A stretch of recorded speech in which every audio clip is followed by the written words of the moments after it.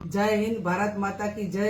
જય જવાનના નારા સાથે ગઈ રાતે ભારતીય સેનાએ પાકિસ્તાનના જે આતંકવાદીઓના જે બંકરો હતા એ મિસાઇલથી ઉડાડ્યા અને ભારતીયો સમગ્ર દેશની એક માગણી હતી કે પાકિસ્તાન અને આતંકવાદીઓને કંઈક પાઠ ભણાવે.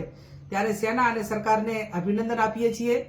પૂરો દેશ, વિપક્ષ હોય, આમ ભારતીય હોય, સરકાર અને સેનાની સાથે છે. ત્યારે ભારતના કોઈ પણ નાગરિકની સુરક્ષા એ કરવા માટેની જવાબદારી એ સેનાની હોય છે અને સેના એ રીતે જવાબદારી સંભાળી રહી છે. ત્યારે રાજ્ય સરકારના બજેટ હોય કે કેન્દ્ર સરકારના બજેટ હોય, એ ડિફેન્સ માટે કરોડો અબજોના બજેટ એ દેશની સંપત્તિ અને દેશના નાગરિકોની સુરક્ષા માટે કરીને ફાળવણી કરવામાં આવે છે.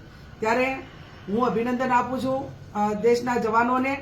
એમની મનોબળ વધારવા માટે તમામ ભારતીયો સેનાની સાથે છે. 10:30 વાગે ભારતીય સેનાના પ્રેસ કોન્ફરન્સ પણ છે અને 10:30 વાગે પ્રેસ કોન્ફરન્સમાં વિગતથી સેનાના વડા આપણને સૌને માહિતી પણ આપશે.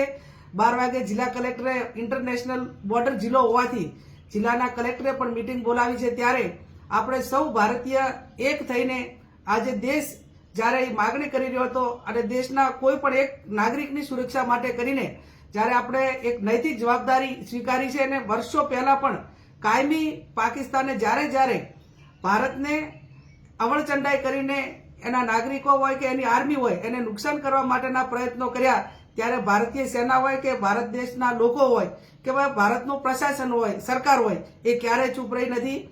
જે રીતે 1971નું યુદ્ધ હોય, 65નું હોય, અનેક સર્જિકલ સ્ટ્રાઇક હોય કે અનેક વખત ભારતીય સેનાએ પાકિસ્તાનને પાઠ ભણાવ્યો છે.